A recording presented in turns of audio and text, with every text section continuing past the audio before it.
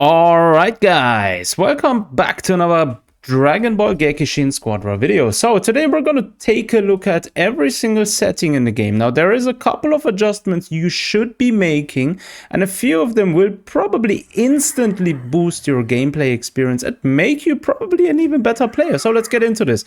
First up, you're going to have to go to options. Right, so if you go here and then to settings, and that's where we are with options. We start with the general settings. We're going to go through every setting side by side. All right, so first up, the general settings. Now, this is set to English. Obviously, set this to any language you want to have. If you're playing with controller, I actually recommend having vibration settings on.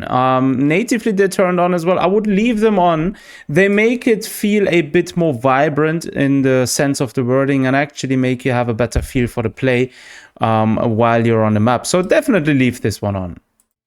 All right, next up, we're going to take a look at privacy settings. Now, this one here, I would leave the allow request, the first three exactly how it is. Allow party invites. You can restrict this to player list only.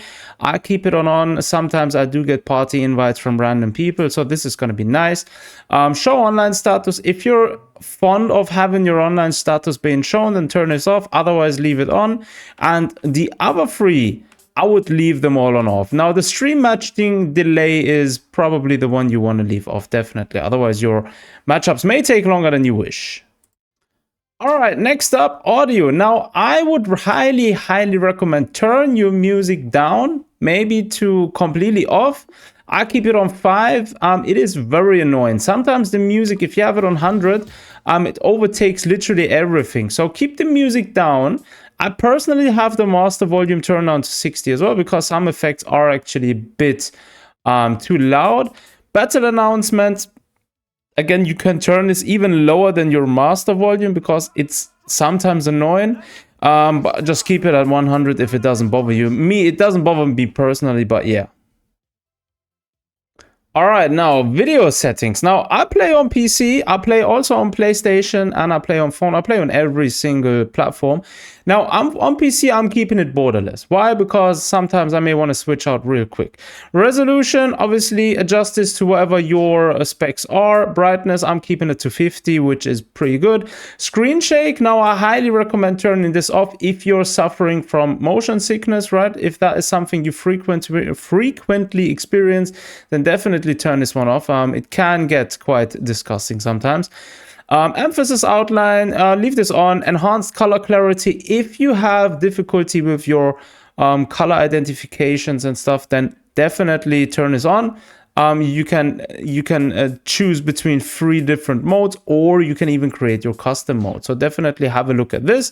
The color palettes, I left them all how they are, and with that we're done with the video settings. All right, now let's jump over to the graphic settings. Now grid, this basically displays a grid at the character's feet to make it easier to judge distances and the AoE of skills. Now, I would highly recommend keeping this on, right? Sometimes if you turn it off, it feels very difficult to gauge distances, so definitely leave this on. Max frame rate, set this to whatever you're capable of, your specs are basically capable of.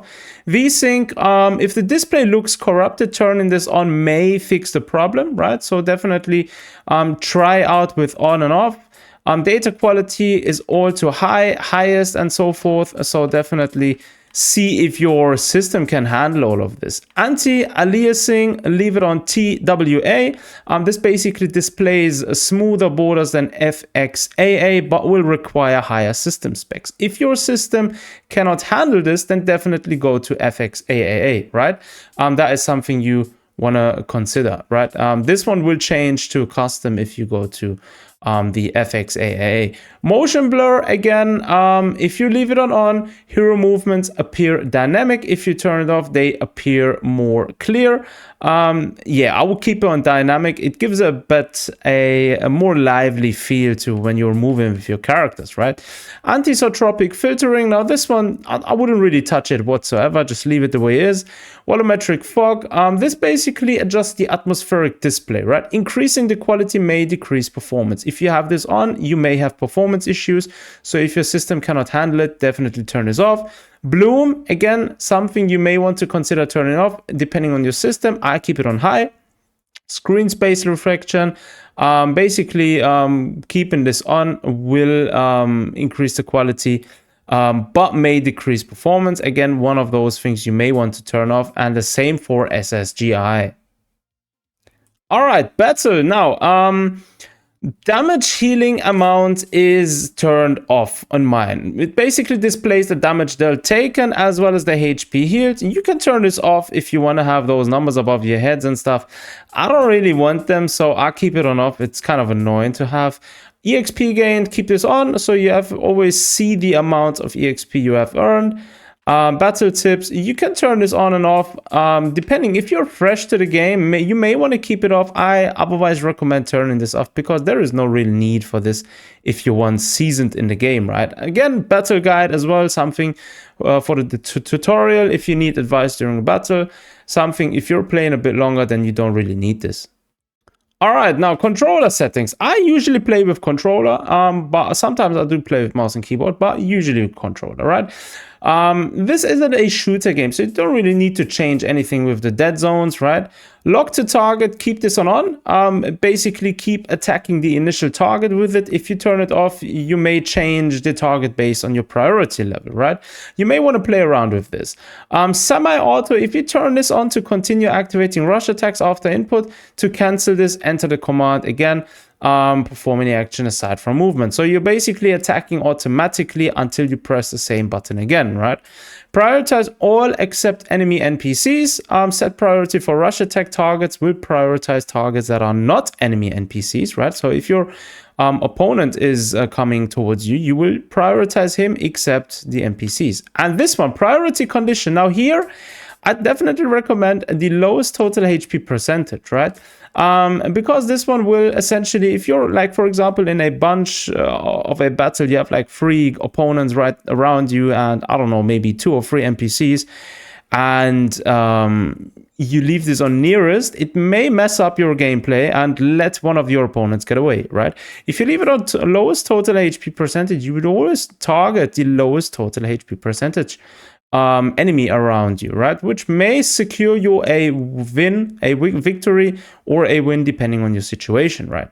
Then the auto aim settings, leave the auto aim on. I recommend it on. If you want to play more differently, then obviously turn it off. You may have to switch your tactics a bit and get used to it, right? Prioritize all except enemy NPCs, leave this on. Priority conditions, again, here you can choose to go with lowest total HP percentage. I personally leave it currently on nearest. I'm still testing with this one because this is different than the rush attack settings, right? You may want to switch this around, so you may want to work with this. Do give it a try. Either lowest total HP percentage, again, the same thing as above, or nearest. Active during skill input, leave this on. It basically, auto aim begins when you input the skill until you set the AoE. Aim target display during battle, you can display the aim target and select with which targets to prioritize. I keep this off. Directional movement skills, if you keep this off, align movement skills with the direction your character is facing. So if you're facing the opponent, you're definitely going to attack him. I recommend leaving this off, right? Because sometimes you're moving, right, and you want to use a dash skill to get away. If you put this on, you will automatically then may use a dash skill to move towards your opponent. So it's sometimes it can be a bit iffy. So I recommend keeping this off. It gives a bit more free space movement, right? Now, aim assist settings, I have them off, but you can activate them. So slow assist basically shows an AoE indicator, which slows as it approaches an enemy, and the sticky assist, basically an AoE indicator, sticks to enemy as it gets closer to you. It's basically like an aim assist, obviously, right? So position direction settings, now we're getting interesting, right? Tilt correction, right stick, leave it on. Control speed, I didn't change none of that. 100, dead zone 1. Dead zone direction, I changed to 60. The lower the number, the more sensitive the input, right? Don't put this too low. This one's going to be tough if you put it too low, right? I'm keeping this at 60 again. That's the number we're rolling with. Yeah, okay. So am I gonna get this back to 60 now, or am I not able to? My controller. All right, back to 60. Camera settings, dead zone, right stick, keep it on 1. Acceleration, keep it on. The camera will accelerate as you continue moving it. Same thing with slide. Keep all of the rest of them on. Display settings, customize buttons off, customize screen layout. I just left it the way it is. I didn't change none of the screen layout, but you can change a few things here if you want to, right? As for the button layout, this is the most effective layout I personally play, right? Using the circle for vanishing step, learn or level up, you're using a triangle with L3, right? Ping, quick chat is X for me, and rush attack or cancel rush attack is square. Skill 1 R1, skill 2 R2, skill 3 L2, and super attack is L2 plus R2, right? That is pretty much simple as it is. And here you have your special inputs, right? For example, selecting the divine combo card and so forth, right? So that's the controller settings. As for the mouse and computer settings, now I cannot change them since I have my controller connected, but I didn't change none of them. If they are untouched, in your case, then leave them untouched, because whenever I play with mouse and keyboard, I keep them the way they are. However, I highly recommend actually still going with controller, since you're gonna have a better feel for the gameplay rather than playing with mouse and keyboard. But it's definitely a personal preference, so definitely go with whatever you feel like. Again, in terms of input settings here for mouse and keyboard, I haven't changed anything, so just keep it the way it is. And with that, we're gonna be concluding the video. I hope this was helpful to some of y'all looking for some direction in terms of which settings are to prioritize and which settings to choose. And yeah, as always, thanks for tuning in. Take care of yourselves. Until next time.